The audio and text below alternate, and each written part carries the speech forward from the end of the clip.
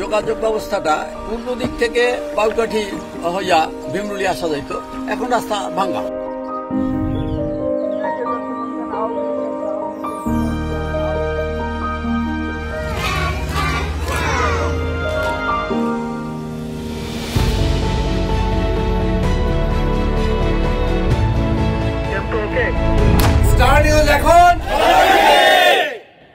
ঝালকাঠি বাংলাদেশের বরিশাল অঞ্চলের ছোট্ট একটা জেলা, মাত্র 4টি উপজেলা, 2টি পৌরসভা, এবং এখানকার যেই সমস্যাগুলোর কথা আমরা দেখলাম, আসলাম এবং মানুষের কাছ থেকে শুনলাম, এখানকার অন্যতম বড় সমস্যা এখানকার দারিদ্র্য। আমরা ঝালকাঠি নিয়ে একটি বিস্তারিত রিপোর্ট দেখে এসে আমাদের যারা অতিথি তাদের সাথে পরিচয় করিয়ে দিব এবং আমরা যেসব প্রশ্ন পেয়েছি সেই প্রশ্নগুলো নিয়ে তাদের কাছ থেকে তাদের উত্তরগুলো শুনবো। আমরা রিপোর্টটি দেখে আসি। প্রশস্ত খাল জুড়ে পেয়ারা বোঝাই অজস্র ছোট নৌকা, শত বছরের ঐতিহ্য ধারণ করে চলছে ঝালকাঠির ভাসমান পেয়ারা বাজার। জেলাটির নামের সঙ্গে জড়িয়ে আছে শীতল পাটিও। আবহমান কাল ধরে গরমে প্রশান্তি ছড়িয়ে আসছে পণ্যটি, দেশ ছাড়িয়ে বিদেশে হচ্ছে রপ্তানি। 748 বর্গ কিলোমিটারের এ জেলায় সংসদীয় আসন 2টি। রাজাপুর ও কাঁঠালিয়া উপজেলা নিয়ে ঝালকাঠি 1, আর ঝালকাঠি 2 আসনে আছে সদর ও নলছিটি উপজেলা।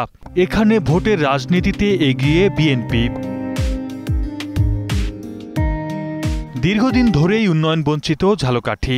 জেলাটিতে নেই বড় কোনো শিল্প প্রতিষ্ঠান। এছাড়া বেকার সমস্যা, শহরের নাজুক ড্রেনেজ ব্যবস্থা, অনুন্নত যোগাযোগ, সুপেয় পানির সংকট জেলার বড় সমস্যা।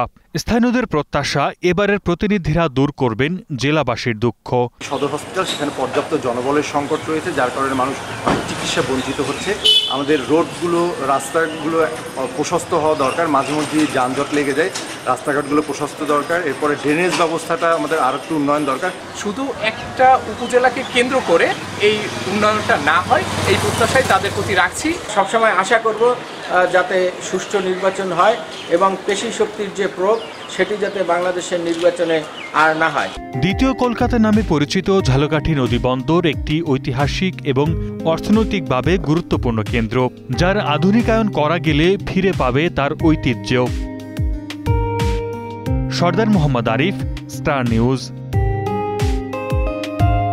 এই রিপোর্টটিতে আপনারা যেভাবে দেখেছেন, ঝালকাঠি জেলা আসলে এইটুকুই। এইখানে এক সময় ছিল প্রচন্ড প্রতাপশালী অনেক বিদগ্ধজন মানুষ, এখান থেকেই তারা উঠে গেছেন, কেন্দ্রীয় রাজনীতিতেও তারা এসছেন।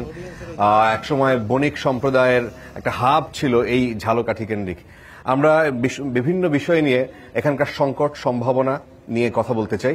আমরা পরিচয় করিয়ে দিই আজকে যারা আমন্ত্রিত অতিথি এখানে। আমার ঠিক বাম পাশে মোস্তফা কামাল মন্টু, তিনি সদস্য ঝালকাঠি জেলা বিএনপি এবং সাবেক 2বারের সভাপতি বিএনপির। আমার ঠিক ডান পাশে রয়েছেন হাফিজুর রহমান, তিনি আমির ঝালকাঠি জেলা জামায়াত। ডান পাশে রয়েছেন ইব্রাহিম আল হাদি, তিনি সেক্রেটারি ইসলামী আন্দোলন বাংলাদেশ ঝালকাঠি জেলা। এবং সবশেষ বাম পাশে শেখ জামাল আহমেদ, সাধারণ সম্পাদক এবি পার্টি। আপনাদের সকলকে স্বাগত জানাচ্ছি। আর আমার ঠিক সামনে বসা এখানকার মানুষ, এখানকার সাধারণ মানুষ, তাদের অনেক প্রশ্ন আছে, সেই প্রশ্নগুলো তারা করতে পারবেন এবং আমরা সেই প্রশ্ন নিয়ে আপনাদের সামনে হাজির হব। প্রথম প্রশ্ন হচ্ছে আমার এখানকার যিনি বিএনপির প্রতিনিধিত্ব করছেন আপনার কাছে। একটা সময় 5 আগস্টের আগে আমরা আগের যারা সরকারে ছিলেন বা ক্ষমতায় ছিলেন, ব্যাপক প্রতাপশালী নেতা এখানে ছিলেন এবং এককভাবে তারা নিয়ন্ত্রণ করতেন বলে এখানকার যারা ভোটার তারা অভিযোগ করেছেন। এখন সেই প্রশাসন, এখন এখানকার ডিসি থেকে শুরু করে উপজেলা নির্বাহী কর্মকর্তা, তারপরে এই কেন্দ্রিক এবং থানা, এই যেই নিয়ন্ত্রণগুলো আওয়ামী লীগের সময় ছিল সেই নিয়ন্ত্রণগুলো এখন কারা করছে? মানুষের আঙ্গুল এখন আপনাদের দিকে। আসসালামু আলাইকুম। একটা গুরুত্বপূর্ণ প্রশ্ন। বিগত 17 বছর অনির্বাচিত ব্যক্তিরা ক্ষমতায় ছিলেন এবং নানান রকমের সামাজিক অব্যবস্থা এখানে ছিল। সে থেকে 5ই আগস্টের পর এই অঞ্চলটা মুক্ত হয়েছে। এখন বর্তমান প্রশাসন স্বাধীনভাবে চলতেছে। তারা এই বর্তমান ডিসি, এসপি সাহেব, ইউনো সাহেবরা স্বাধীনভাবে এই প্রশাসন পরিচালনা করতেছে। কোনো হস্তক্ষেপ এখানে নাই। এই কোন টাইপের কোনো হস্তক্ষেপ এখানে নাই। এখানকার টেন্ডার আগে যারা নিয়ন্ত্রণ করত, আপনি বললেন যে এককভাবে নিয়ন্ত্রণ ছিল আওয়ামী লীগের সময়, সেই টেন্ডার এখন কারা করে? সেই টেন্ডার এখন তো নতুন করে তার টেন্ডার হয় না, পুরানো টেন্ডারের কাজ টাজ চলতেছে, নতুন টেন্ডার কোনো দখলবাজি চলতেছে না। একই প্রসঙ্গ নিয়ে আপনার কাছেও আপনার কাছ থেকেও শুনতে চাই। আপনি জামায়াতের রাজনীতির সাথে যুক্ত, এখানে যদি একটু বলেন যে আপনারা এখন সরকারে যদিও নাই, কিন্তু সরকারে আপনাদের একটা প্রভাব আছে বলে অনেকেই মনে করেন। তো আপনারা এখানকার ডিসি সাহেব বা ইউনো সাহেবরা যেভাবে চালাচ্ছেন, সেখানে তাদের সাথে এক ধরনের লিয়াজও আপনাদের সম্পর্ক আছে বলে অনেকেই মনে করেন। তো আগের যে সংস্কৃতি ছিল এই এই প্রশাসন নিয়ন্ত্রণের, সেই জায়গাটা কি এখন মুক্ত হয়েছে না আপনারা সেখানে বিস্তারের চেষ্টা করেন? ধন্যবাদ। আসলে 5ই আগস্টের আগে যে অবস্থাটা ছিল, সেই অবস্থাটা স্বাভাবিকভাবে বর্ণনা করা কষ্টকর, কারণ একটি সুস্থ বা একটা স্বাভাবিক কোনো কার্যক্রম ছিল না। সে থেকে অনেক পরিবর্তন হয়েছে। আর আপনি যেমনটা বলছিলেন যে আমাদের আলাদা কোনো সব প্রভাব নেই, যেহেতু এখন কোনো দলীয় সরকার নেই, সে কারণে সকল দলের সাথেই ফ্যাসিস্ট বিরোধী সকল দলেরই একটা অবস্থান আছে। আইন শৃঙ্খলা কমিটিতে সকল দলের সদস্য আছে, অন্য দলের যেমন আছে, আমারও একজন মাত্র সদস্য আছে। সেখানে আলাদা কোনো প্রভাব আমরা এটা মনে করছি না বা সেরকম অবস্থা দেখতে পাচ্ছি না। তবে আজকে মন্টু ভাইয়ের সাথে একটু আমাকে ডিফার করতে হচ্ছে যে এইটা, যে হ্যাঁ অবশ্যই চাঁদাবাজি, টেন্ডারবাজি সেইভাবে পরিবর্তনটা হয়েছে ঠিকই, কিন্তু টোটালটা যে বন্ধ হয়েছে এইটা পুরোপুরি বলতে পারছি না, কারণ মানুষের মাঝে কিছু অভিযোগ আমরা শুনতে পাচ্ছি। আর পাশাপাশি আপনার কার দিকে আমি শাসকের সেই অভিযোগটা আমরা যেহেতু স্পেসিফিকভাবে ওইটা আমরা খুঁজতে যাই নাই, কারণ আমরা একটা ভারতের নির্বাচন অপেক্ষায় আছি।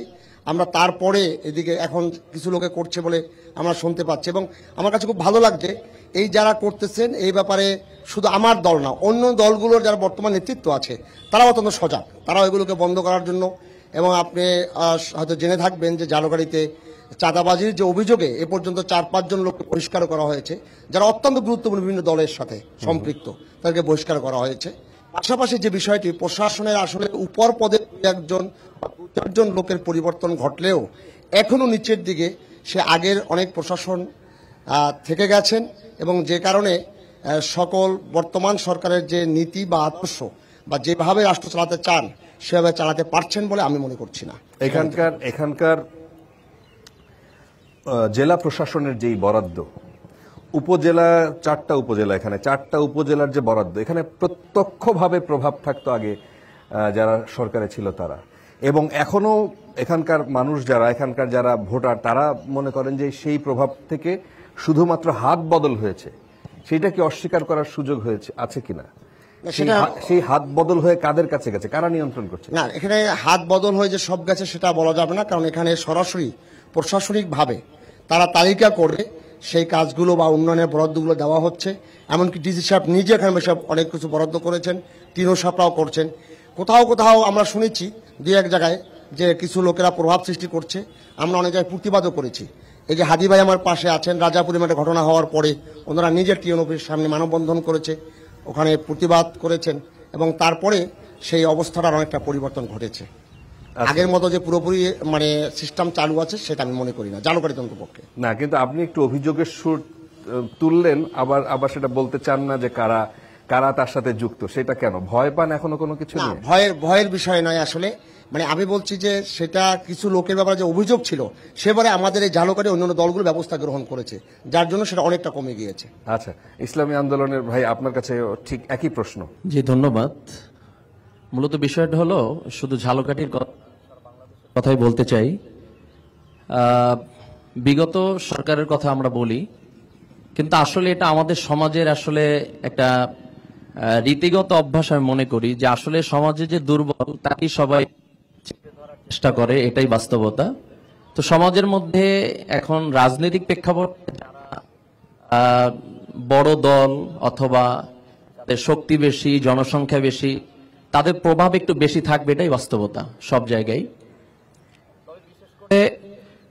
বর্তমানে তো প্রশাসন তারা জিম্মাদারি পালন করতেছেন, কিন্তু আসলে প্রশাসনকে তো আমাদের পাহারা দেওয়া সম্ভব না। এখনো বিভিন্ন অফিস আদালতে আছে, অর্থাৎ সংগঠন দুর্বল, ব্যক্তি দুর্বল, সেক্ষেত্রে আমাকে সিরিয়ালের একদম প্রান্তে থাকতে হবে, এটাই বাস্তবতা।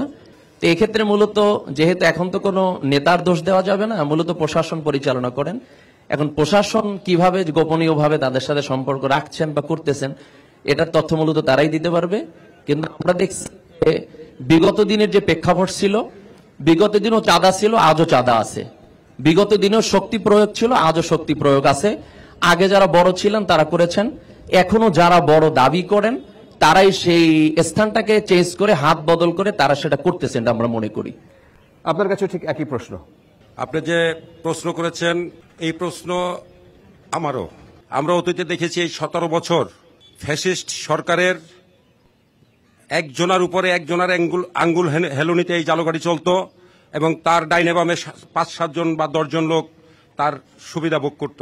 আজকে যারা এলাকা ছাড়া, ফেসিবাদের পতনের পরে আমরা শুনেছি যে জালগাড়িতে ঘাট দখল হচ্ছে, হাট দখল হচ্ছে, মাঠ দখল হচ্ছে এবং ব্রিজের টোল দখল হচ্ছে, এটা শুনেছি। কিন্তু পরবর্তীতে যে বড় দল যারা আগামীতে রাষ্ট্র ক্ষমতায় যাবে বলে আশা করছেন, আমরাও আশা করি, তারা তাদের নেতৃবৃন্দ চেষ্টা করেছেন এটা প্রতিহত করার জন্য। কিন্তু কতটুকু প্রতিহত হয়েছে এটা আমি জালগাড়িবাসীর কাছে ছেড়ে দিলাম। আমার কাছে মনে হয় না যে পুরোপুরি এটা নিয়ন্ত্রণে এসেছে।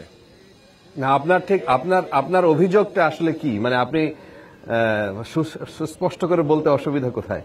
না, আমি তো স্পষ্টই বললাম যে বড় এইটা যখন 5ই আগস্টের পরে ফ্যাসিস্টরা পালানোর পরে তখন যে দলটা এখন আমাদের সামনে অনেক বড় দল, ওই দলই আগামী দিনের তারা রাষ্ট্র ক্ষমতায় যাবে এবং তারা এইগুলি নিয়ন্ত্রণের চেষ্টা করেছে এবং একটা পর্যায়ে তাদের নেতৃবৃন্দ এটাকে ওই সামাল দেওয়ার চেষ্টা করেছে যে এই চাঁদাবাজি বা দখলবাজি যাতে না হয়, এটা তাদের নেতৃবৃন্দ চেষ্টা করেছে যে এই ধরনের ঘটনা না ঘটে। কিন্তু তারপরে যে কতটুকু হয়েছে এটা আমি জালগাড়িবাসীর কাছে ছেড়ে দিলাম। তবে আমরা মনে করি যে জালকাঠি একটি, আপনি বলেছেন যে জালকাঠি একটি দারিদ্র পীড়িত এলাকা, সেই হিসাবে আমি এখানে যারা প্যানেলে আছে সবার কাছে অনুরোধ করব যে জালকাঠি একটি সন্ত্রাস মুক্ত, চাঁদাবাজ মুক্ত, দুর্নীতি মুক্ত, মাদক মুক্ত জালগাড়ি জেলা আমরা উপহার দিতে পারি কিনা সবাই যৌথভাবে, এটাই আমার সকল রাজনৈতিক দলের কাছে আমার আহ্বান। আচ্ছা, বিএনপির প্রতিনিধি আপনার কাছে ওই জায়গাটায় আবার ফিরি। আচ্ছা, মাইক্রোফোনটা একটু দিতে পারেন ওনার কাছে। জি, আজকের উনি যাদেরকে নিয়ে লিফলেট বিতরণে ঝালকাঠি শহরে করছে তারা 5ই আগস্টের আগে কোথায় ছিল এবং কার আওয়ামী লীগের সাথে জড়িত ছিল, এইটা উনার না করার জন্য ওনাকে আমি বিনীত অনুরোধ করব। আরেকটি কথা হচ্ছে, আমাদের চরমনায় এখানে প্রতিনিধি আছে, ওনার কাছে একটাই প্রশ্ন, উনরা ইসলামিক আন্দোলন, ওনরা তো এই জামাতকে সহ্য করতে পারতো না, ওনরা বলতো জামাত শয়তান, যেখানেই যাবে সেখানে আর শয়তান লাগবে না, বেচতে যাওয়া লাগবে না, শয়তান যথেষ্ট। এখন ওনরা মিলেমিশে রাজনীতি কিভাবে করবে, টেকবে কিনা, কিভাবে প্যানেল দেবে, এটা আমরা শয়তানের লগে রাজনীতি করবে কিনা, এটা আমার প্রশ্ন। ধন্যবাদ সকলকে। আচ্ছা, দুইজনের কাছে দুইটা প্রশ্ন, আমরা একটু ছোট ছোট করে উত্তর নিয়ে নিই। আমি আবারও বলি যে আমাদের এই আপনি যে কথা বলছেন, হ্যাঁ, উনি আমার সাথে যে লিফলেট বিতরণ করছে উনি বিগত দিনে হয়তো আওয়ামী লীগ করেছে, এরকম আওয়ামী লীগের ওনার কোনো পদ পদবি ছিল না, আর ওনার নামে কোনো মামলাও নাই। সে কারণে আমি তো আপনাকে বলছি যে এবি পার্টির নিবন্ধন পাইছি আমরা 25 সালে, আমাদের জন্ম হলো 20 সালে। তাহলে আমাদের দলে তো আপনার বাংলাদেশের যে সকল রাজনীতি করেন সেই সকল, যেমন আমি আগে আরেকটা দল করতাম, আমি এখন এবি পার্টিতে আসছি, এরকম বিভিন্ন দলের সমন্বয় আমাদের এবি পার্টি। এবং আমরা এই এবি পার্টির পতাকাকে সামনে আগায় নেওয়ার জন্য আমরা পরিষ্কার পরিচ্ছন্ন যারা রাজনীতি করেন, যারা রাজনীতিকে লালন করেন, যারা দেশকে ভালোবাসেন, আমরা সে ধরনের লোককে আমরা এবি পার্টিতে আহ্বান জানাচ্ছি এবং আমরা তাদেরকে নিয়েই সামনের দিকে আগাবো। ধন্যবাদ। আচ্ছা, ইসলামী আন্দোলন, আপনার কাছে একটা প্রশ্ন ছিল। আলহামদুলিল্লাহ, ধন্যবাদ, খুব সুন্দর প্রশ্ন করেছেন। আমরা শয়তান শব্দ কখন উল্লেখ করি না, এরকম ডকুমেন্টস যদি দিতে পারেন আমরা আপনাদের চ্যালেঞ্জ দিলাম। মূলত আমাদের স্লোগানটা হলো আসন সমঝোতা, নির্বাচনী সমঝোতা যেটাকে বলে। তো এখানে আমাদের শুধু যে জামাত ইসলাম আছে এমনটা না, আরো অনেক কয়েকটি সংগঠন আছে। আমাদের আমির ঘোষণা দিয়েছেন ইসলাম প্রেমিক এবং দেশপ্রেমিক যে কোনো সংগঠন, যে কোনো ব্যক্তি এই সমঝোতার ভিতরে আসতে পারবে। এই বিষয়ে যদি আপনারও কিছু বলার থাকে, প্রশ্নটা যেহেতু জামাত ইসলামকে নিয়ে, আপনাদের জোট করার বা এখানকার আপনাদের পারস্পরিক সম্পর্ক কেমন? আচ্ছা, ধন্যবাদ। না, এখানে আমাদের ইসলামী আন্দোলন সহ যে কয়েকটি 8টি দলের সাথে এ পর্যন্ত আসন সমঝোতার কথা হয়েছে। তো সকল দলের সাথে আমাদের সম্পর্ক অত্যন্ত ভালো এবং এই আসন সমঝোতার ভিতরে আমরা কোনো সমস্যা দেখছি না। বরং বাংলাদেশে এইবারে যে এইভাবে যে সমস্ত দলগুলো আমরা খুব কাছাকাছি এসেছি, এটি বাংলাদেশের ইতিহাসে আর কখনোই সম্ভব হয় নাই, যেটা এবারই সম্ভব হয়েছে। এবং সেখানে একটা চমৎকার একটি থিওরি, যেটা হাজি ভাই একটু আগেই বলছিলেন, যে আসন সমঝোতা। এখানে কোনো জোট নাই, জোটের কোনো নেতা নেই। আমরা যেখানে নির্বাচন করব সেইখানে চরমনাই বা ইসলামী আন্দোলন করবেন না, আবার অন্য দল যেখানে করবে সেখানে আমাদের প্রার্থী থাকবে না, এইভাবে করেই হচ্ছে। এবং এই পলিসিগত কারণেই আমরা মনে করি এটা চমৎকার একটি সিস্টেম হয়েছে এবং এটার মাধ্যমে একটি আশানুরূপ বা একটি ভালো ফলাফল আমরা অর্জন করতে পারবো বলে বিশ্বাস করি। আচ্ছা আচ্ছা, আমরা পরের প্রশ্নে যেতে চাই। পরের টপিকটা হলো এখানকার স্বাস্থ্য ব্যবস্থা। ঝালকাঠির মানুষ স্বাস্থ্য ব্যবস্থা বলতে বরিশাল বোঝে। ঝালকাঠির মানুষ এখানে ছোট্ট একটা সমস্যা, আমরা এই ধরনের অভিযোগ পেয়েছি, জ্বর যদি হয় সেই আপনি অনেক ভেতরের যেসব উপজেলা আছে, আপনার নলছিটির কথা যদি বলেন, কালিয়ার কথা যদি বলেন, সেখানে একটা সাধারণ রোগ নিয়ে যদি ডাক্তারের কাছে আসে, সেই মানুষ তাদেরকে রেফার করে যায় বরিশালে। এই জিনিসটা আপনার চোখে এটা কিভাবে, মানে কতটা প্রকট এবং এটা নিয়ে আপনাদের কোনো ভাবনা আছে কিনা? এই ব্যবস্থাটা তো খুবই দুঃখজনক আর কি। তো দীর্ঘদিন এই দেশের মানুষ স্বাস্থ্য থেকে অবহেলায়, স্বাস্থ্য ব্যবস্থা থেকে অবহেলিত। এখানে থানা কমপ্লেক্স, যেগুলো থানা স্বাস্থ্য কমপ্লেক্স, সেখানে কোনো ভালো চিকিৎসা নাই, ভালো রকমের কিছুই নাই আর কি। এবং এক্স রে মেশিন নাই, হয়তো বিভিন্ন সমস্যায় জর্জরিত। প্লাস এই জেলার শহরে যে হসপিটালটা আছে, এটাও তেমন ভালো চিকিৎসা দিতে পারতেছে না। এবং এই ঝালকাঠি শহরের এই দরিদ্রপীড়িত অঞ্চলের মানুষরা স্বাস্থ্যসেবা থেকে সম্পূর্ণভাবে বঞ্চিত। এবং শেরেবাংলা মেডিকেল কলেজে যায়, সেখানে গিয়ে তারা মিনিমাম চিকিৎসাটুকু করতে পারে, তাও অনেক ভোগ, অনেক কষ্ট করতে হতো। আমাদের স্বাস্থ্য ব্যবস্থার উপরেও 31 দফা আমাদের অ্যাক্টিং চেয়ারম্যান সাহেব, আমাদের যে 31 দফা স্বাস্থ্য ব্যবস্থা দেশে, গ্রামে প্রতি গ্রামে গ্রামে গ্রাম ডাক্তার, গ্রাম চিকিৎসক, জিয়র রহমান যে গ্রাম ডাক্তার চিকিৎসক তৈরি করেছে, সেইভাবে আমরা 31 দফার মধ্যেও সেই চিকিৎসার ব্যবস্থা করতেছে। আমরা যদি রাষ্ট্র ক্ষমতায় যাইতে পারি, তাহলে এই সমস্ত বরিশাল অথবা অন্য যাওয়া যাবে না। গ্রামে যে স্বাস্থ্য ব্যবস্থা, আমরা গ্রামের সাধারণ মানুষের স্বাস্থ্যের যাতে চিকিৎসা হয় সে ব্যবস্থা আমরা করবো, এবং এটা আমাদের 31 দফার মধ্যে এটা লিপিবদ্ধ আছে। আচ্ছা, জামায়াতের আমির সাহেব, আপনাকেও একই প্রশ্ন। এইখানে উনিও একই কথা বলছেন যে 17 বছর ধরে তারা এটা পারেন নাই, কিন্তু গত একটা বছর অন্তত, এই একটা বছর তো আপনারা মোটামুটি সরকারেও বললাম যে আপনাদের একটু প্রভাব আছে, আপনারা কি চেষ্টা করেছেন কোনো সময়? হসপিটালের পরিস্থিতি আসলে কি? এটা আসলে আমাদের এখনকার বড় সমস্যা হলো 250 শয্যার যে হাসপাতালটা ইতিমধ্যে নির্মাণ হয়েছে, এই নির্মাণের সময় দুর্নীতির কারণে এবং যে কারণে এটা হাসপাতাল চালু করা সম্ভব হয় নাই। অর্থাৎ কিছু কাজ কমপ্লিট হয় নাই, সামান্য কাজ বাকি আছে। সেই কারণে এটা যদি চালু হইতো তাহলে আমাদের স্বাস্থ্য সমস্যার অনেকটা সমাধান হয়ে যেত। আসলে আমাদের ডাক্তার যেমন কম আছে, আবার সাপোর্টও কম। একটা ক্রিটিক্যাল রোগীকে এখানে যখনই নেওয়া হয়, নেওয়ার সাথে সাথে ওইটা যে সাপোর্ট দরকার, সেই সাপোর্টটা না থাকার কারণে বরিশালে রেফার করা হয়। তো আমরা এই হাসপাতালের ব্যাপারে কিন্তু আমরা সম্মিলিতভাবে চেষ্টা করেছি।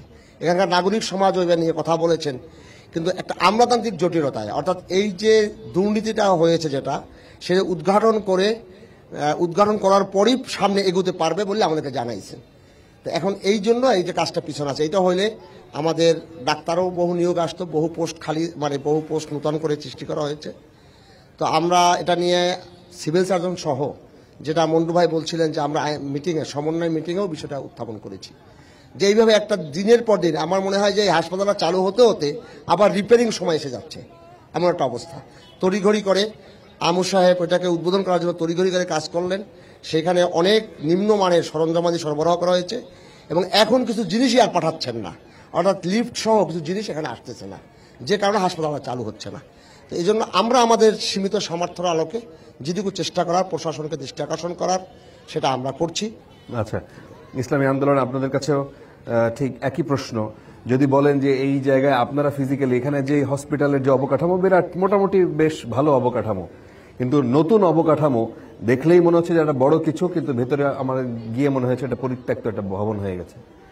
এই বিষয়গুলো নিয়ে কি কোনো সময় আপনাদের চিন্তায়ও আসছে মাথায় যে এগুলো নিয়ে আপনাদের কথা বলা উচিত, কাজ করা উচিত? জি, ধন্যবাদ। মূলত আসলে দেখেন, ঝালকাঠি এটা যেটা স্বাস্থ্য কমপ্লেক্স আছে, এর পাশাপাশি আমাদের উপজেলা কেন্দ্রিক যে স্বাস্থ্য কমপ্লেক্স আছে, আসলে এখানে আমাদের মূল যে একটা সমস্যা, যেটা জামাতের আমির সাহেব বলে গেছেন, যে আসলে এখানে মূল সমস্যাটা হলো প্রতিবাদ তো আমরা রাস্তায় বসে করি। এখন রাস্তায় মানববন্ধন আর প্রতিবাদ করলে এই প্রতিবাদ মূলত আসলে মেইন জায়গা পর্যন্ত পৌঁছায় না। এর মূল কারণ হলো আমরা দেখেছি, যেমন আপনি যেটা আগেই বলে গেছেন, ওখানে খাদ্য সরবরাহ কে করবে? যে নেতার ডান পাশে থাকে সে। ওখানে ডাক্তারকে কি নিয়ন্ত্রণ করবে? নেতার যে বাম পাশে থাকে সে। আমরা দেখেছি যে এটা বাংলাদেশের প্রেক্ষাপট, শুধু ঝালকাঠির জন্য না, যে আসলে সরকারি খাদ্য সরবরাহ যদি নেতার ডান বাম পাশে যদি কেউ করে থাকে, সেই নেতা এখন কারা? মানে এখন তো আর আগের সরকার নাই, এখন যে সরকারে আছে সেখানে ধরেন সবারই মোটামুটি স্টেক হোল্ডার আছে এবং কথা বলার সুযোগ থাকে। এখন কারা করছে এটা? না, আমি তো এই কথা আগেই বলছি যে আসলে সরকার আছে ঠিক আছে, কিন্তু এই সরকারের তো আসলে নিয়ন্ত্রণ তো মূলত প্রশাসন। জি, এখন এখানে আমরা দেখেছি যেমন এই যে খাদ্য সরবরাহ, আমরা যতটুকু জানি বা চিনি যে যেই ব্যক্তিরা করছেন এরা সিস্টেম ওয়াইজ যে কোনো এখন বর্তমানে এইখানে এই ক্ষেত্রে প্রভাব কার আছে তাকে ধরে দেখা গেছে সে সেই খাদ্য সরবরাহের কাজটা সে গ্রহণ করছেন। কিন্তু শুধু এইখানের ক্ষেত্রেই না, আমি সব জায়গায় বলি, যেটা বিগত দিনে চলে আসছে এখনো চলমান আছে। ভবিষ্যতে এটা কতটুকু পরিবর্তন হবে এটা হয়তোবা সরকার গঠনের পরে আমরা বুঝতে পারবো যে তাদের মাধ্যমে কতটুকু পরিবর্তন হবে।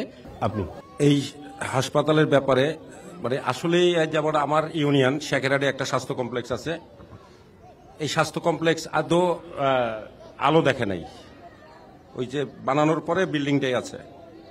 এই হাসপাতাল আপনি জানেন যে এই ফ্যাসিস্ট সরকার এই গত নির্বাচনের আগে তার তড়িঘড়ি করে উদ্বোধন করেছে, কিন্তু এখানে খালি বিল্ডিংটাই আপনি দেখেছেন বোধহয়। যে কারণে গত রবিবারে আমার পার্টির সাধারণ সম্পাদক ব্যারিস্টার আসাদুজ্জামান ফুয়াদ ঝালকাঠি এসেছিলেন। ওনার মাধ্যমে আমি ওনাকে বলেছি এবং সাংবাদিকরাও, আমাদের ঝালকাঠির সাংবাদিকবৃন্দ ওনাকে প্রশ্ন করেছিলেন, উনি বলেছেন যে আমি স্বাস্থ্য উপদেষ্টার সাথে এ ব্যাপারে কথা বলবো। আমরা চাই ঝালকাঠির এই অবহেলিত ঝালকাঠি, আপনি জানেন এখানে যে কথা প্রথমে বলেছিলাম যে একজনের উপরে একজনের আঙ্গুল হেলনিতে ঝালকাঠি চলতো, সে কারণে ঝালকাঠির কোনো উন্নয়ন, বাংলাদেশের অনেক জায়গায় উন্নয়ন হয়েছে, ঝালকাঠি কোনো উন্নয়ন হয় নাই। ঝালকাঠি একটি শিল্প প্রতিষ্ঠান নাই, ঝালকাঠিতে কোনো ভালো শিক্ষা ব্যবস্থার মতো ভালো শিক্ষা প্রতিষ্ঠান এখনো গড়ে ওঠে নাই, ঝালকাঠিতে হাসপাতালের চেহারাই। যে কারণে ঝালকাঠির সাধারণ মানুষ, আপনি যে কথা বলেছেন জ্বর হলে বরিশাল পাঠিয়ে দেয়, এটাই বাস্তবতা। আমরা চাই যে হাসপাতালটা খুব দ্রুত যাতে উদ্বোধন হয় এবং ঝালকাঠির মানুষ এই স্বাস্থ্য সেবাটা পুরোপুরি পায়। আচ্ছা, এই বিষয়ে দর্শকদের কোনো যদি প্রশ্ন থাকে। জি জি, নাম বলতে হবে? আমি স্বাস্থ্য ব্যবস্থা নিয়ে কথা হয়েছে, ঝালকাঠির হাসপাতাল সম্পর্কে আমি একটু কিছু ওয়াকিবহাল। সেটা হলো যে এখানে দীর্ঘদিন ধরে এক্স রে প্লেট পাওয়া যাইতো না, এখন আবার শুরু হয়েছে এক্স রে প্লেট আছে। আগে একটা এক্স রে করার জন্য বাইরে 600 টাকা দিতে হয়, একটা আঙুল এক্স রে করলেও হাত। এটা দীর্ঘদিন চলছিল, এটা হয়তো আবারও হবে। আর এখানে মনে হয় সিটি স্ক্যানিং এর ব্যবস্থা নাই। আমরা জানি একটা সময় শুনছি যে আল্ট্রাসনোগ্রাম মেশিনটা ওই হাসপাতালের কোনো একজন কর্মী জুস ঢেলে ওই মেশিনটাকে অচল করছে, বাইরের ক্লিনিকগুলো যাতে আল্ট্রাসনোগ্রাম পায়। এটা নিয়ে আন্দোলন হয়েছে, আমরা শুনছি।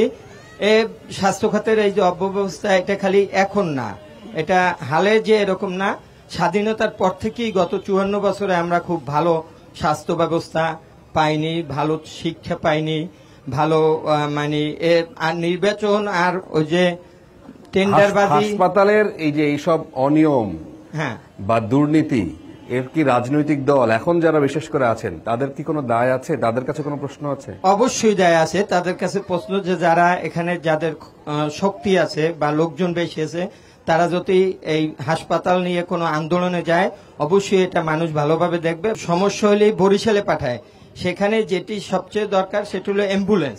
এই অ্যাম্বুলেন্সটা ঝালকাঠিতে হয়তো 2টা অ্যাম্বুলেন্স আছে, এই 2টা অ্যাম্বুলেন্স সারাদিন কাজ করে না এবং ওরা যে রুগীর চাপ ওরা পারেও না। এটা একটা জিনিস, এটা অ্যাম্বুলেন্সের সংখ্যা বাড়ানো উচিত। আর এটা একটা মনে হয় সমঝোতা থাকে যে বাইরের অ্যাম্বুলেন্স গুলো ধরাই যায়। আমার এক আত্মীয় গরমগাল বাড়ি শেখেরহাটের পিছনে, ওনাকে আমার মধ্যরাত্রিরে অ্যাম্বুলেন্স, বাহিরের অ্যাম্বুলেন্স 2,5-3 হাজার টাকা দিয়ে বরিশালে নেওয়া লাগছে।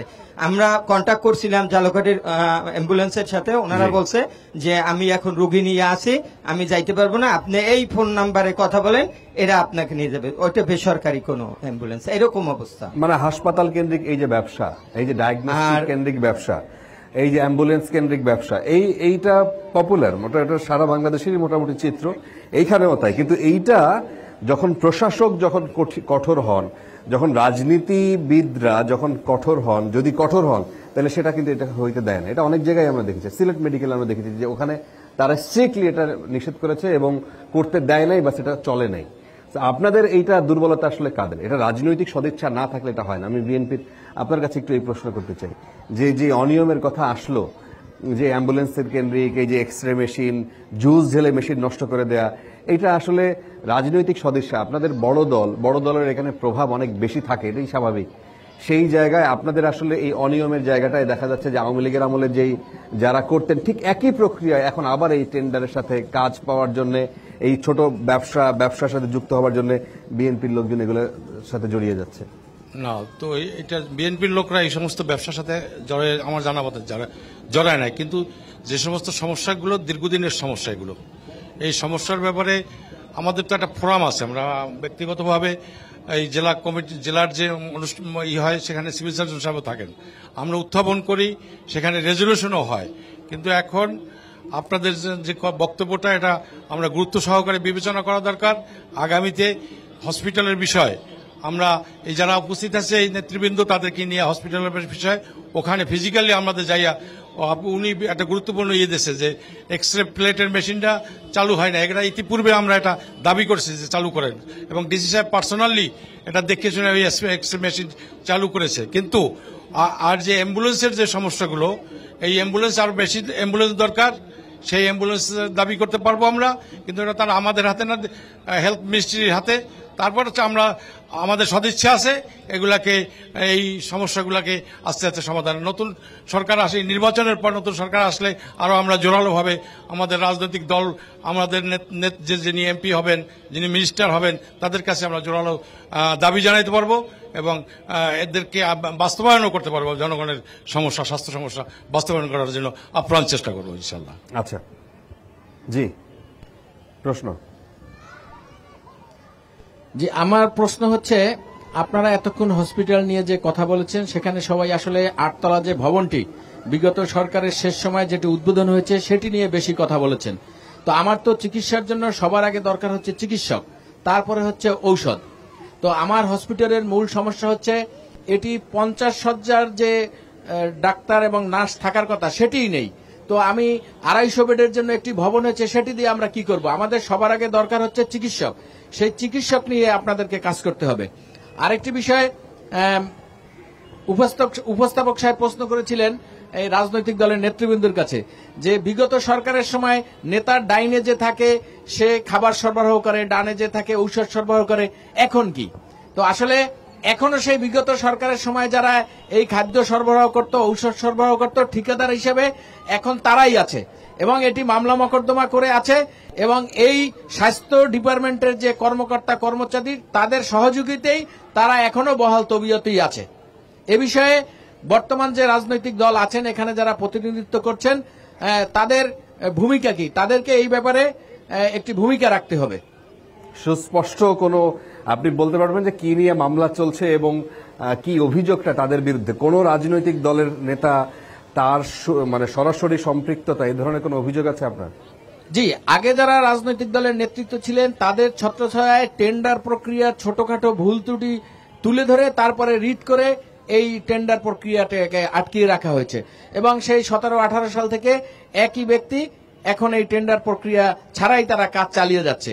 এবং এখানে হাইকোর্টে যেহেতু রিট হয়েছে, সেখানে যেভাবে সরকারের পক্ষে অথবা স্বাস্থ্য মন্ত্রণালয়ের পক্ষে যেভাবে প্রতিনিধিত্ব করা দরকার সেভাবে তারা প্রতিনিধিত্ব করছে না। আচ্ছা, এই বিষয়ে কি আপনার জানা আছে, উনি যে অভিযোগটা করেছেন? জানা আছে, মামলা আমরা জানছি যে মামলা আছে, সুতরাং তাদের কিছু করণীয় নাই। সিভিল সার্জন সাহেব বলছে যে এখানে মামলা চলে, হাইকোর্টে রিট আছে, আর এখানে আমাদের কিছু করণীয় নেই। একটা ছোট্ট জবাব দিয়ে দিয়েছে। আচ্ছা, ছোট্ট জবাব দেয়, এই জবাবে সন্তুষ্ট হওয়ার কোনো সুযোগ আছে? এখানে আপনাদের দায়, এটা আপনাদের জেলা, এটা এত মানুষের স্বাস্থ্য সেবার একটা কেন্দ্র, সেই জায়গায় এরকম মামলা আছে বলে আপনাদেরকে ফেলে রাখার কোনো সুযোগ আছে? সে তো না, ফেলে রাখার সুযোগ নেই। আমরা চাপ দিচ্ছি, চাপ দিতে পারি, আরো দেবো, কিন্তু প্রশ্ন হলো যে সে তো বলবে যে আমি স্বাস্থ্য মন্ত্রণালয়ে লিখছি এটাকে ফয়সালা করার জন্য, স্বাস্থ্য মন্ত্রণালয় এটা ব্যবস্থা নেবে। এই তো আমলাতান্ত্রিক জটিলতার জন্য এই বিষয়টা আটকে রয়েছে। আচ্ছা, এই বিষয়ে আপনারা, বলা হয় যে জামায়াতে ইসলামীর প্রশাসনে এবং বিশেষ করে অনেক ডাক্তার তারা এই রাজনীতির সাথে যুক্ত বলে অনেকেই মনে করেন। আপনারা কি ব্যক্তিগতভাবে আপনারা কি চেষ্টা করেছেন যে এই হসপিটালটায় আসলে ডাক্তার যাতে পোস্টেড হয়, নার্স যাতে আসে, মেশিনপত্র যাতে আসে, এগুলোর কোনো চেষ্টা আপনারা করেছেন কোনো সময়? আসলে যে কথাটা আসছে সমস্যার কথা, এবং আমাদের সাংবাদিক সাহেব যে কথাটা বললেন, যে আমি এখানে একটু পিছনে যাই, যে আসলে আমাদের স্বাস্থ্য সেবার জন্য এই যে টেন্ডারটা আটকে আছে বা পুরান কন্ট্রাক্টর আছে, এইটা সবকিছু আটকে আছে এমনটা না। খাবার এই টেন্ডারের পরিবর্তে আরেকজন টেন্ডারে আসবে, এইটুকু পরিবর্তন হইবে হয়তো। এইখানে যে কথাটা উনি বলছেন গুরুত্বপূর্ণ, সেটা হলো ডাক্তারের যে পোস্টগুলো খালি। আসলে আমাদের বাংলাদেশের কিন্তু সব জায়গায় যে কয়টা পদ থাকে, কিছু পদ খালি থাকে সবসময়ের জন্য। সেজন্যই বলছিলাম 250 শয্যাটা যদি হতো তাহলে সেটা ডাক্তার অনেক বেশি থাকতো, কিছু খালি থাকলেও তারপর অনেক ডাক্তার আমরা পেতাম। আর যেই প্রশ্নটা গুরুত্বপূর্ণ যে বলছিলেন, যে প্রশ্নটা যেটা আমাদের, আমরা আসলে কি ভূমিকা রেখেছি, সত্যিকার অর্থে আমি এখানে অকপটে স্বীকার করি যে এই সমস্ত বিষয় যে ধরনের ভূমিকা রাখা দরকার ছিল আমরা সেক্ষেত্রে পারি নাই। কারণও আছে, 5ই আগস্টের পরে আজকে পর্যন্ত সময় কিন্তু খুব বেশি না। আমরা প্রাথমিকভাবে 3-4 মাস গেছে দেশের সামগ্রিক অবস্থায় এই সমস্ত কোনো রাজনৈতিক দলের পক্ষে চিন্তা করার সুযোগ ছিল না। এর পরবর্তীতে তো আবার এখন নির্বাচন ডামাডোল, যাদের এদিকে যে রাজনৈতিক দলগুলো মনোযোগ দেওয়ার মতো আসলে সে ধরনের সময় সুযোগ আমরা পাইনি। সেজন্য একটি বৃহত্তর আন্দোলন বা যাতে করে এটা বাধ্য করার মতো কোনো আন্দোলন বা কোনো পদক্ষেপ রাজনৈতিক দলগুলো আমরা সেভাবে নিতে পারিনি। এবি পার্টির আপনার কাছ থেকে একটু এই বিষয়টা নিয়েই শুনি। আবার হসপিটালের এই অবস্থা, যে এই যে পড়ে আছে এবং মামলা জটিলতার কারণে আসলে সরকারের টাকার অপচয়, আবার মানুষ কোনো স্বাস্থ্যসেবা পাচ্ছে না, এই বিষয় নিয়ে আপনারা কি কোনো সময় ফিল্ডে নেমেছেন? আপনারা কোনো সময় মানববন্ধন কিংবা কোনো স্মারকলিপি কিংবা দৌড়াদৌড়ি করা? না, আমরা মানববন্ধন বা স্মারকলিপি আমরা দেই নাই, কিন্তু ওই যে আপনার রবিবারে আমাদের সেক্রেটারি ব্যারিস্টার আসাদুজ্জামান ফুয়াদ এখানে আসছিলেন, ওনাকে অবহিত করা হয়েছে এবং উনি ঢাকায় যে স্বাস্থ্য উপদেষ্টার সাথে কথা বলবেন এটা এখানে আমাদেরকে আশ্বস্ত করে গেছেন। আচ্ছা, এই পর্যন্তই আমরা এবি পার্টির পক্ষ থেকে এটুকু করতে পেরেছি। আচ্ছা, এখানে আমরা পরের আরেকটা প্রসঙ্গে যেতে চাই, সেটি হচ্ছে যে ঝালকাঠি জেলার যে সদর, এটা মোটামুটি মানে আয়তনের দিক থেকে জেলার তুলনায় আয়তনের দিকে একদম ছোট না, একেবারেই ছোট না, একটু বড়, মোটামুটি লম্বা আছে। তো এই জায়গাটায় এই শহরটা একেবারেই অপরিকল্পিতভাবে হয়ে উঠছে। এই শহরটার কোনো পরিকল্পনা, মনে হচ্ছে যে শহরের কোনো গার্ডিয়ান নাই। আমরা এই শহরে যখন প্রথম ঢুকলাম, কোত্থেকে শুরু কোত্থেকে শেষ, রাস্তাঘাটের যে অবস্থা, আমরা নলছিটি, তারপরে কাঠালিয়া, কই গেলাম, রাস্তাঘাটের অবস্থা এত খারাপ, মানুষের সমস্ত অভিযোগ এই রাস্তাঘাট নিয়ে। সেই জায়গায় আপনাদের কোনো বক্তব্য আছে যে এই জায়গাগুলোর এইরকম অবস্থা কিভাবে হলো, এবং কোনো মনে হচ্ছে যে এই অঞ্চলের আসলেই দেখার মতো কেউ নাই, কোনো সময় কেউ ছিল না? ধন্যবাদ। আপনি জানেন যে স্বাধীনতার পর থেকে এই ঝালকাঠি জেলায় 2টো আসন, আমার জানা মতে এই এরশাদবিরোধী আন্দোলনের পরে গণতান্ত্রিক সরকার আসার পরে ঝালকাঠিতে বিএনপি ক্ষমতায় আসলো, তখন মন্ত্রী ছিল। এরপরে আবার বিএনপি ক্ষমতায় আসলো, আওয়ামী লীগ ক্ষমতায় ছিল, তখনও মন্ত্রী ছিল। এরপর যখন 2008-এর পরে তো ফ্যাসিস্ট বিনা ভোটের সরকার, রাতে ভোট দিনে সরকার, তারপরে আমি ডামি সরকার, এরাও সেই বিশাল মাপের নেতা ছিল এখানে, যে কারণে এখানে আমার যে উন্নয়ন, ঝালকাঠিতে যে উন্নয়ন হওয়ার কথা, সেই উন্নয়নটা 91 to 96 কিছু উন্নয়ন হয়েছে। এরপরে কোনো উন্নয়ন পাবে আমাকে চোখে বাঁধে নাই। রাস্তাঘাটের অবস্থা আপনি দেখেছেন, শহরের এই অবস্থা। ঝালকাঠি কিন্তু অনেক প্রাচীন পৌরসভা, এখনো এখানে আপনি দেখবেন যে এখানে আমাদের যে পৌরসভার যে পৌরসভার বর্জ্য রাখার মতো কোনো জায়গা পৌরসভার নাই। আমাদের এখানে যত পানি, শহরের যত পানি সব আমাদের নদীতে নেমে যাচ্ছে, বিষখালী নদীতে, এই সুগন্ধা নদীতে নামতেছে। সে কারণে নদীর পানি দূষিত হচ্ছে। কিন্তু পরিকল্পিতভাবে ঝালকাঠিতে এখন পর্যন্ত আমার চোখে পড়ে নাই যে একটি পরিকল্পিত শহর গড়ার জন্য কোনো রাজনৈতিক সদিচ্ছা, এটা আমার চোখে পড়ে নাই। আচ্ছা, এটা হয় নাই কেন? বিএনপির মন্ত্রী ছিল এখানে, বিএনপি সবসময় এখানে একটা মানে সবসময় এগিয়ে ছিল, কিন্তু এই জিনিসটাকে আপনারা কোনো সময় নজরে আনেন নাই বা পড়ে নাই? উন্নয়ন বিএনপির 2001 সাল থেকে 6 সাল পর্যন্ত যথেষ্ট উন্নয়ন, মোটামুটি উন্নয়ন হয়েছে। সেই উন্নয়নে যেটা ধারাবাহিকতা, পরবর্তী যে সরকার আসছে সে ধারাবাহিকতা রক্ষা করে নাই। তারা ইচ্ছা মতো কাজ করছে এবং বিশেষ করে দুর্নীতিতে হয়। রাস্তাঘাট যে করে এমপি সাহেবরা থাকেন, তারা তাদের ঠিকাদার দিয়া পার্সেন্টেজ নিয়ে ঠিকাদাররা এই কাজটা করে, কাজ করে খুবই নিম্ন কাজ করে। রাস্তাঘাট 1 বছর 2 বছরের মধ্যে সমস্ত রাস্তা নষ্ট হয়ে যায় এবং কোনো পরিকল্পনা নিয়ে এই যে শহরটার কথা বলেন, কোনো দীর্ঘদিন থেকে এই পৌরসভার দীর্ঘদিন কোনো পরিকল্পনা নিয়ে এই কাজটা হয় না। একটা ইম্পর্টেন্ট পয়েন্ট বলছি উনি, যে বর্জ্য ব্যবস্থা, এখানে বর্জ্য ব্যবস্থা কোনো রাখার মতো কোনো জায়গা তৈরি করে নাই। এই শহর এত অগোছালো কিভাবে?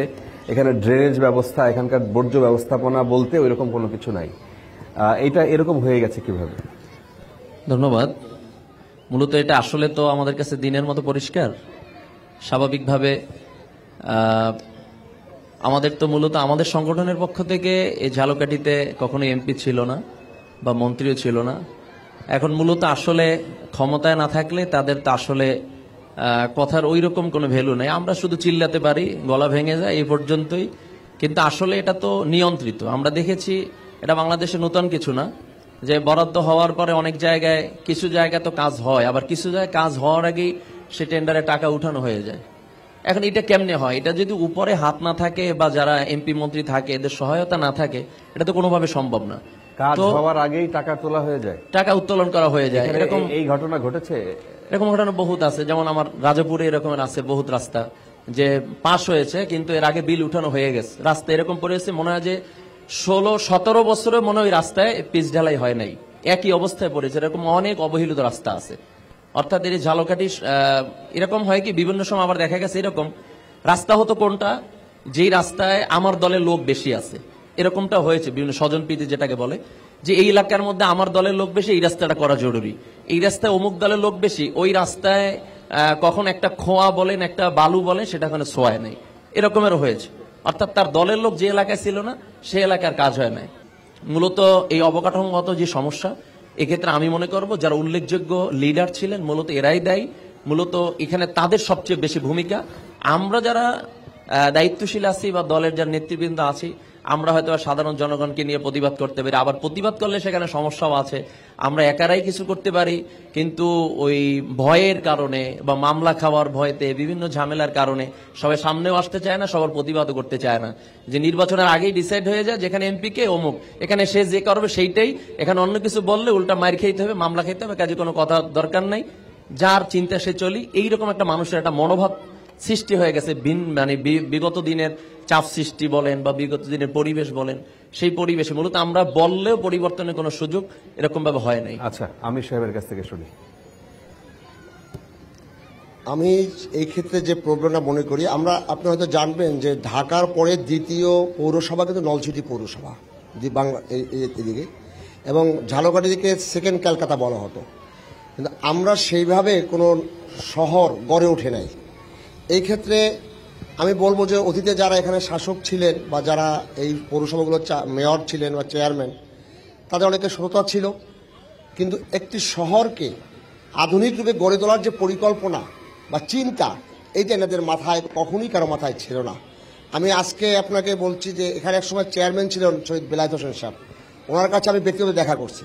তখন এই শহরের বিশ্বরের উত্তর পাশটা বিরাট একটা এলাকা, ধারে জমি। আমি তাকে বলছিলাম যে এটা 25 বছর পরে কিন্তু একটা বড় একটা শহর হবে, আপনি একটা কাজ করেন, নকশা করে রেখে যান যে এইভাবে রাস্তাগুলো হবে, এই ড্রেনেজ ব্যবস্থা হবে, কেউ বাড়ি করলে এই নকশা অনুযায়ী আপনি প্ল্যানটা দিবেন। কিন্তু আসলে বলছে হ্যাঁ এটা একটা খুব ভালো উদ্যোগ, আপনি কোনো ইঞ্জিনিয়ারকে দেখান। তো আমি মনে করি যে মূল সমস্যা এটা যে এখানের যারা নগর পিতা ছিলেন তারা এই ব্যাপারে আসলে ওইভাবে চিন্তাও করেন নাই, হয়তো কিছু ক্ষেত্রে ঘাটতিও ছিল অভিজ্ঞতার। আজকে এই মুহূর্তে যে আপনি যান এখান থেকে 50 গজ দূরে এই শহরের বর্জ্য ফেলা হচ্ছে এমন জায়গায় সেটা নদীদের সাথে মিশানো, মানে সব কিছু নদীর সাথে মিশে যাচ্ছে। যেখানে নদীকে আমরা এখন দূষণ থেকে মুক্ত করার যে আন্দোলন চলছে, আর ঝালকাঠি পৌরসভার যারা প্রশাসক বা মেয়র তারা ওইখানে ময়লা ফেলছেন, যেটার এমনভাবে ফেলছেন চরের উপরে পানি জোয়ার আসলে ওইটা পানিতে ভাসিয়ে নিয়ে যায়। তো এটা হচ্ছে দুর্ভাগ্য আমাদের জন্য। কোনো রাস্তা ভালো নেই, কোনো উন্নয়নের বরাদ্দ তেমন ছিল না, অথচ ওই সময় এর চেয়ে অনেক ছোট, মানে এর চেয়ে ছোট নেতার শহরও আমরা একটি ভালো উন্নত আমরা দেখেছি। আচ্ছা, এই বিষয়ে আমরা দর্শকদের কাছ থেকে যদি কোনো প্রশ্ন থাকে। ইসলামিক দলগুলোর কাছে আমার প্রশ্ন যে আপনাদের আসলে নারী নেতৃত্ব কত পার্সেন্টেজ থাকবে? আপনারা যারা জোটে, আপনারা কি আসলে জোটে যাচ্ছেন কি যাচ্ছেন না? এবং আপনারা যদি জোটে যান তাহলে আপনাদের নারীর ক্ষমতায়নের পার্সেন্টেজটা কেমন থাকবে? ছোট করে যদি একটু এই বিষয়ে উত্তর দেন, তারপরে আমরা আবার প্রশ্ন নেই। জি আলহামদুলিল্লাহ, জোটের বিষয়ে বলেছেন। আসলে তো আমরা আগেই বলে গিয়েছি যে আসলে আমরা জোট করছি না, মূলত আসলে আমরা সমঝোতায় যাচ্ছি, আমরা জোট করছি না। আর এই সমঝোতার ভিত্তিতে আমাদের দলের আমিরের পক্ষ থেকে ঘোষণা ছিল এরকম যে যেমন আমাদের বাংলাদেশে সংসদের মধ্যে সংরক্ষিত আসন আছে নারীদের জন্য। এই যে সংরক্ষিত আসন, এটা আমাদের দল মনে করে এটা নারীদেরকে যে বৈষম্যের যে আন্দোলন হয়েছে বাংলাদেশে, এই এখনো যদি সেই 50টা সিট বলেন এইটা নারীদের জন্য সংরক্ষিত, আমরা এটা মনে করি বৈষম্য। এই জন্য আমাদের দলের আমির ঘোষণা দিয়েছিলেন যে 50-এর 100 না, এটা উন্মুক্ত করা হোক সারা বাংলাদেশে, যে নারীরাও প্রার্থী হতে পারবে, পুরুষরাও প্রার্থী হতে পারবে। এক্ষেত্রে আমাদের কোনো বাধা নেই। আমাদের চেষ্টা হলো যে নারী এবং পুরুষ এইটা আমরা যে বৈষম্য দূর করতে চাই, এক্ষেত্রে আমরা কোনো পার্সেন্টেজ নির্ধারণ করে আমরা তাদেরকে ছোট করতে চাই না, বরং সারা বাংলাদেশে সমান হারে 300 আসনেই আমরা চাই যদি নারী প্রার্থী হতে চায় সেও হতে পারবে, পুরুষ প্রার্থী হয় সে হতে পারবে। আমরা চাই 300 আসনেই তারা প্রার্থী হোক। আচ্ছা, আমরা একটু আপনার কাছ থেকে শুনি। আমি সাহেব আসবো, প্রশ্ন নিয়ে আসবো। ধন্যবাদ।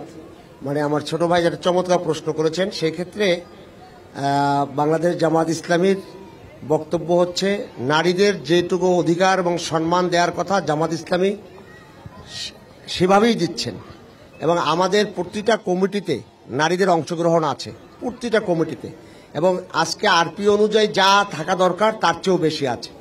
আমরা নারীদের কিন্তু যতগুলো নির্বাচনে আমরা যে পর্যন্ত করেছি, আমাদের নারীদের প্রার্থী ছিল, নারী প্রার্থীরা বিজয় হয়েছেন, আমাদের সংসদে পর্যন্ত নারীরা গিয়েছেন।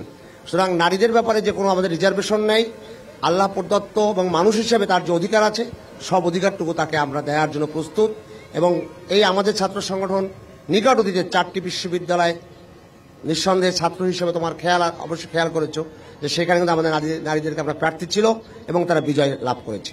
আচ্ছা, জি প্রশ্ন করতে চাচ্ছিলেন। জি, আমি বিএনপি নেতার কাছে একটি প্রশ্ন রাখতে চাই। তারা একটি বড় দল, তারা যদি ক্ষমতায় আসে, দীর্ঘ বছর বা যুগ ধরে ঝালকাঠির ছোট্ট একটি জেলা, অবহেলিত শহরের বিভিন্ন রাস্তাগুলো রয়েছে যেগুলো ড্রেনের ব্যবস্থা উন্নয়নে আপনাদের দলের নির্দিষ্ট পরিকল্পনা কি, এবং শহরে দেখা যায় বর্ষায় জলাবদ্ধতার সমস্যা দূর করতে আপনাদের পদক্ষেপ কি? এছাড়া 3 নম্বর প্রশ্ন রয়েছে, বিএনপি যদি ক্ষমতায় আসে, দেখা যাচ্ছে দলীয়ভাবে কেউ প্রভাবীও যদি অপরাধ করে তার বিষয়ে অনেক সময় দেখা যাচ্ছে দলীয় একটা সাপোর্ট থাকে, সেই বিষয়ে দলীয় বিচার ক্ষেত্রে তারা কি ধরনের ভূমিকা রাখবে? বিএনপির এই পৌরসভার ব্যাপারে সুনির্দিষ্ট মানে কোনো পরিকল্পনা এখন পর্যন্ত আমরা নিতে পারিনি। আগামী নির্বাচনের পর আমরা বর্ষিয়াতে সুনির্দিষ্ট এই পৌরসভার ব্যাপারে কি করা যায়, এই বর্জ্য ব্যবস্থা, ড্রেনেজ ব্যবস্থা, আরও বিভিন্ন সমস্যা আছে, এগুলো আমরা আপনাদের কাছে শুনলাম, আরও শুনবো, আপনাদের কাছাকাছি যাব, আপনাদের সমস্যাগুলো আমাদেরকে বলবেন। আরেকটি বিষয় বলছেন যে বিএনপির কোনো নেতাকর্মী যদি কোনো অপরাধ করে, সামাজিক অপরাধ অথবা অন্য কোনো অপরাধ করে, সে ব্যাপারে আপনাদের দৃষ্টিভঙ্গি কি? আমাদের পার্টির অ্যাক্টিং চেয়ারপারসন সুস্পষ্টভাবে বলছে, জনগণের ইচ্ছার বাইরে কোনো লোক, বিএনপির যত বড় নেতাই হোক, জনগণের ইচ্ছার বাইরে যদি কোনো কাজ করে তাকে এই বিএনপি ধারণ করবে না, তাকে বিএনপি কোনো রকমেরই ওন করে না। এটা পরিষ্কার বিএনপির অ্যাক্টিং চেয়ারম্যানের স্পষ্ট ধারণা আর কি, স্পষ্ট বক্তব্য, এবং আপনাদের মাঝে এটা সবাইকে প্রতি মিটিংয়ে তিনি এটা বলছেন। আপনারা জানেন এই ঝালকাঠিতেও যারা বিভিন্ন রকমের অপকর্মের সাথে জড়িত ছিল বিএনপির, তাদের বিরুদ্ধে কিন্তু কম বেশি ইতিমধ্যে ব্যবস্থা নেওয়া হয়েছে। সুতরাং ভবিষ্যতেও বিএনপির যারা যদি বিএনপির কোনো কলঙ্ক থাকে, কলঙ্কিত লোক থাকে, ভবিষ্যতেও তারা এর কোথাও কোনো প্রশ্রয় পাবে না, এই অঙ্গীকার আমি আপনাদের কাছে দিতে পারি। কিন্তু প্রশ্ন হচ্ছে যে তার সাথে একটু সম্পর্ক যুক্ত করি, যে আপনি ধরেন এখানকার বিএনপি প্রতিনিধিত্ব করছেন, আপনি জানেন না আপনাদের কোনো পরিকল্পনা নাই এই ঝালকাঠি শহর কেন্দ্রিক, এই ঝালকাঠি জেলা কেন্দ্রিক আমাদের, আপনারা শুধুমাত্র ক্ষমতায় আসলেই তারপরে পরিকল্পনা করবেন, ব্যাপারটা এরকম না। আমরা এই সমস্যাগুলো তো দীর্ঘদিনের সমস্যা, এই সমস্যাগুলোকে আমরা আরো গভীরভাবে করতে হবে, এবং তারপরে আমাদের এইখানে এই যে পৌরসভার তো মেয়র হইতে হবে, মেয়র হওয়ার পরে মেয়রের সাথে আমরা এই সমস্যাগুলো নিয়ে বসবো। আমরা ইতিপূর্বে নির্বাচনের আগেই এই সমস্যাগুলোকে শর্ট আউট করে জনগণের কাছে গিয়ে এই পৌরসভার কি কি সমস্যা আছে আমরা জানবো, জেনে তারপরে যখন এই পার্লামেন্ট নির্বাচন হবে, তারপরে পৌরসভা নির্বাচন হবে, তো যিনি মেয়র হবেন তাদের কাছে আমরা এই পরিকল্পনা তাদের কাছে দেব, এবং তিনি এটা সমাধান করবে আশা করি। জি, এবি পার্টির যদি একটু ছোট করে উত্তর দেন, তারপরে আমরা আর একটা প্রশ্ন নিচ্ছি। জি জি, ধন্যবাদ। আমরা পরিষ্কার বলতে চাই যে দুর্নীতি মুক্ত একটি বাংলাদেশ, সন্ত্রাস মুক্ত একটি বাংলাদেশ, চাঁদাবাজ মুক্ত একটি বাংলাদেশ, এবং জনগণের আশা আকাঙ্ক্ষার প্রতিফলন যে বাংলাদেশ, এই গণ অভ্যুত্থানে 24-এর গণ অভ্যুত্থানে যে নতুন বাংলাদেশ, এটা এবি পার্টি যদি আগামী দিনে সংসদে প্রতিনিধিত্ব করতে পারে, এই বাংলাদেশ গড়ার জন্য আমরা যেমন এখন রাজপথে আছি, আমরা সংসদেও সেই ভূমিকা রাখবো। আচ্ছা, ছোট করে আমরা একদম শেষের দিকে আমরা শেষ করে ফেলবো, যদি মাইক্রোফোনটা দেন। জি, আমরা দেখছি যে বিগত দিনে যারা সরকার পরিচালনা করেছেন, তারা যে পরিমাণ উন্নয়ন করেছেন বা উন্নয়ন দেখিয়েছেন, কাগজ কলমে সেটি সীমাবদ্ধ ছিল, হয়তো তাদের ইনকামের জন্য বা প্রশাসনে যারা আছেন তাদের পকেট ভারী করার জন্য। যেমন যে উন্নয়নগুলো হয়েছে তাতে কিন্তু পার্সেন্টেজ যে সরকারি কর্মকর্তারা নিয়েছেন, সেই কর্মকর্তাদের পার্সেন্টেজের জন্যই কিন্তু উন্নয়নগুলো বাস্তবায়িত হয়নি। তবে বর্তমানে যারা সরকার গঠন করবেন, তারা আগেই যে যারা আছেন সেই দুর্নীতিবাজ কর্মকর্তারা, তারাই তো এখনো বহাল তবিয়তে আছেন। তাদেরকে সেই ফাইল চালানের যে টাকা পয়সা যে দিতে হয় ফাইলের নিচে, সেইটা প্রতিরোধ তারা করবেন কিনা এবং উন্নয়নে তারা কি ধরনের ভূমিকা রাখবেন। আমি যদি বলি, ঝালকাঠি রাজাপুরে গত পরশু দিনে একটি গার্ডার ব্রিজ নির্মাণ করা হয়েছে, সেটি ডুবে যাচ্ছিল, সেই অবস্থায় কিন্তু তারা ঢালাই দিয়েছেন। ওখানে জনগণ প্রতিহত করতে চেয়েছেন, কিন্তু সেখানে যে এসও সাহেব ছিলেন এলজিডির, তিনি কিন্তু সেটি বন্ধ করেন নাই। তাহলে এখনো তো সেই দুর্নীতি চলছে, এটি আপনারা কেন পদক্ষেপ নিচ্ছেন না এখনো? এখন তো কোনো সরকার নেই। পরিষ্কার। যদি আপনার কাছে ইয়ে ছিল, এই প্রশ্ন ছিল, সেই জায়গায় আপনি যদি উত্তর দেন, এই পার্সেন্টেজের যে বিষয়টা তুললেন সেই একই ধাঁচের প্রশ্ন, তো সেই জায়গায় যদি আপনার পার্সেন্টেজের বিষয় যেটা প্রশ্ন আপনারা তুলছেন, এটা যথাযথ। এই পার্সেন্টেজটা এখনো আছে, কিন্তু ভবিষ্যতে বাংলাদেশ জাতীয়তাবাদী দল যদি ক্ষমতায় যায়, এ ধরনের কোনো পার্সেন্টেজ দেওয়ার ব্যবস্থা থাকবে না, ইনশাল্লাহ। এই অঙ্গীকার আপনাদের দিতেছে। আচ্ছা, 2 নম্বর, দুর্নীতি, আমাদের দুর্নীতির বিরোধী সংগ্রাম অব্যাহত থাকবে। এখন থেকেই আপনারা বলেন কোন এসও আছে, ওই যে গার্ডার ব্রিজটা স্পেসিফিক বলবেন, আমার কাছে বলবেন, আমি এলজিডির ইঞ্জিনিয়ার সাহেবকে আজকেই দেখা করে বলবো যে আপনার এই ব্রিজটা এইভাবে করছে, আপনি আজকেই তাকে বলবো এবং ব্যবস্থা নিতে বলবো আর কি। জি, ছোট করে। ঝালকাঠিতে বাসনডা ব্রিজ, এই ব্রিজটা অনেকদিন পর্যন্ত খালি মাপে আর ইঞ্জিনিয়ার আসে, মাপে আর ইঞ্জিনিয়ার আসে, কিন্তু যে কোনো সময় ব্রিজটা ভাঙ্গিয়া গাড়ি টাড়ি এমন একটা দুর্ঘটনা ঘটবে যে আপনারা কল্পনা করতে পারেন না। এইটা আপনার নেতাদের মাধ্যমে, স্টার টিভির মাধ্যমে আমি এইটা সমাধান চাই, এইটা আমার প্রশ্ন। আচ্ছা। এইটা সম্পর্কে যদি আমি জামায়াতের আমির আপনার কাছে একটু ওই মানে যেই ব্রিজটার কথা উনি উল্লেখ করলেন, এই ব্রিজটা আসলে ইতিমধ্যে এক থেকে পাশ হয়ে গেছে, কিন্তু ওইটার জমি নিয়ে কিছু জটিলতা থাকার কারণে ওটার কার্যক্রম শুরু হচ্ছে না, এবং ওটা আসলেই ঝুঁকিপূর্ণ অত্যন্ত। এটা বিগত সরকারের আমলেই মূলত ওটা কার্যক্রম শুরু হয়েছে, এখনো চলমান আছে, অল্পতে হয়ে যাবে আশা করি। পরের প্রশ্ন, রাজনৈতিক দলের সকল নেতাদের কাছে আমার প্রশ্ন যে আপনারা সবাই বিগত সরকারের প্রভাবশালী নেতা আমির হোসেন আমুর পার্সেন্টেজ দুর্নীতি অনিয়মের কথা বলেছেন, কিন্তু 5ই আগস্ট রাতে তার বাড়ি থেকে যে 5 কোটি টাকা উদ্ধার হয়েছে আজ পর্যন্ত সেই বিষয়ে কোনো দুর্নীতি দমন আইনে মামলা হয়নি। সেই ব্যাপারটির আপনারা খোঁজখবর রাখেন কিনা, বা কেন এখনো মামলা হয়নি? আমির সাহেব আপনাকে দিয়ে শুরু করে সবার কাছে একটু নেই। 5ই আগস্টের আপনি বর্তমান এসপি সাহেব এবং এর আগে যে এসপি সাহেব ছিলেন, এই দুজন সাক্ষী, আমি ব্যক্তিগতভাবে তাদের কাছে বলছি যে আপনারা এই দুটো স্পেসিফিক মামলা আপনার করা উচিত। আগের এসপি সাহেব এটাকে ওভারলুক করে গেছেন, বর্তমান এসপি সাহেবকেও আমরা বলেছিলাম, কিন্তু আসলে এই যে মামলাগুলো, মামলাগুলো ব্যক্তিগতভাবে করতে গেলে করার সুযোগ নাই, কারণ ওখানে আলামত জব্দ হয়েছে, সেই আলামতগুলো থাকতে হবে মামলার সাথে। আমি একটা পিটিশন দিলে তাতে হবে না, এই জন্য এটা রাষ্ট্রীয়ভাবেই মামলাটা হওয়া উচিত, অর্থাৎ পুলিশকে বাদী হয়ে মামলা হওয়া উচিত, এবং সে ব্যাপারে আমি ব্যক্তিগতভাবে একাধিকবার দৃষ্টি আকর্ষণ করেছি। জি, যদি আপনি বলেন। ও যে আমির সাহেব যেটা বলছে, আমিও এসপি সাহেবের সাথে এটা আলাপ করেছি, তো বলছে যে আপনারা একজনের মামলা করেন, তিনি বলছেন যে আপনারা একজন আমরা কাজ যাবো নাকি, গভর্নমেন্টের দায়িত্ব, তারা সিজ করছে। আমি তার এসপি সাহেবকেও বলছি যে আপনার দায়িত্ব, যে আপনারা সিজ করছেন টাকাটা, আপনারা মামলা নিজেরা নেবেন। বলছেন না, আপনারা আসেন মামলা করেন, কিন্তু এটা তো মামলা হওয়া দরকার, এটা দুর্নীতি দমন কমিশনও তো মামলা করা, স্বতঃস্ফূর্তভাবেই মামলা করা যায়, এটা আমরা উত্থাপনও করেছি অনেকবার, কিন্তু তারা এটাকে ধামাচাপা দেওয়ার চেষ্টা করতেছে। আগামী আইন শৃঙ্খলা মিটিং এই মাসেই আমরা, হাফিজ সাহেব আছেন, আমি আছি, এটা উত্থাপন করবো, আপনাদেরকে অঙ্গীকার দেবো। আচ্ছা, ছোট করে যদি আপনিও বলেন ঘটনাটা কি ছিল এবং আপনারা কি দেখেছেন, এবং আপনারা কোন ধরনের কোন আওয়াজ তুলেছেন কিনা? আমরা দেখেছি জনগণের টাকা পুড়ে যাচ্ছে তোষকের নিচে। এটা জালকাঠির সাংবাদিক ভাইদের লাইফে আমরা দেখেছি, এবং কিছু টাকা পুড়ে গেছে, কিছু টাকা জব্দ করেছে, যে সেখানে কেউ কেউ বলেছে 10 কোটি, 15 কোটি, 5 কোটি এরকম। তাই জনগণের টাকা যদি রাজনৈতিক নেতার বিছানের নিচে থাকে, তাহলে সে এলাকার জন্য কি ধরনের উন্নয়ন করেছেন এটা জালকাঠিবাসী দেখেছে।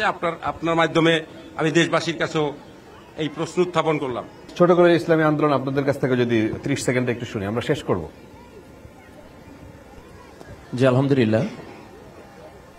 মূলত এখানে টাকা জব্দের বিষয়ে যে কথাটা আসছে, আসলে টাকা যখন পাওয়া হয়েছে এটা তো আসলে আনুষ্ঠানিকভাবে মাইকিং করে বা দাওয়াত করে হয় নাই, এটা তো প্রশাসনিকভাবে তারা টাকা জব্দ করছেন। আর জনগণ কখন এই বাসায় ঢুকবেন বা এটাকে সিজ করবেন বা এটাকে খোঁজ করবেন, এটার তো আর কোনো প্ল্যানও ছিল না, যে কারণে তো মূলত আমরা তো আর কাছে ছিলাম না, আমরা পরবর্তীতে দেখেছি। আর ভিডিওর মাধ্যমে যেটা দেখেছি, টাকাটা প্রশাসনই তার কাছে নিয়েছেন। এখন টাকা যেহেতু প্রশাসন নিয়েছেন, এখন আমরা পিছনে গিয়ে মামলা করতে হবে, জনগণ গিয়ে মামলা করতে হবে, এটা আসলে আমি ভালো মনে করি না। আমরা পারবো হেল্প করতে, আমরা পারবো সাক্ষী দিতে, আমরা পারবো সার্বিক সহায়তা করতে, কিন্তু যেহেতু রাষ্ট্রীয়ভাবে এটাকে সিজ করা হয়েছে, রাষ্ট্রীয়ভাবেই আমি মনে করি মামলা হওয়া উচিত।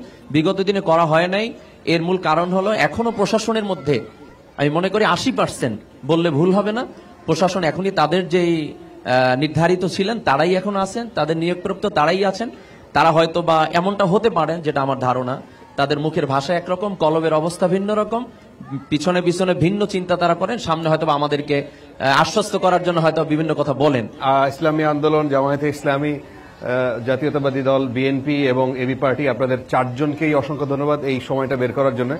ঝালকাঠি নিয়ে কথা হচ্ছে যে প্রতিশ্রুতিগুলো আপনারা কথায় কথায় দিয়ে ফেললেন মানুষের সামনে, সেই প্রতিশ্রুতিগুলো আপনারা যখন নির্বাচিত হবেন তখনও যেন মনে থাকে, এবং সেটাকে নিজের দায়িত্ব হিসেবে আপনারা পালন করে এই ঝালকাঠিকে, বাংলাদেশের যেভাবে ঝালকাঠিকে মানুষ চিনে, ঝালকাঠির ছবি তাদের সামনে যেই রকম, সেই রকম একটা ঝালকাঠির সামনের দিনে উপহার দিন। আজকে ঝালকাঠি থেকে আমরা এখান থেকে বিদায় নিচ্ছি, আগামীকাল অন্য কোনো জেলায় আপনাদের সাথে দেখা হবে। সবার জন্য শুভকামনা।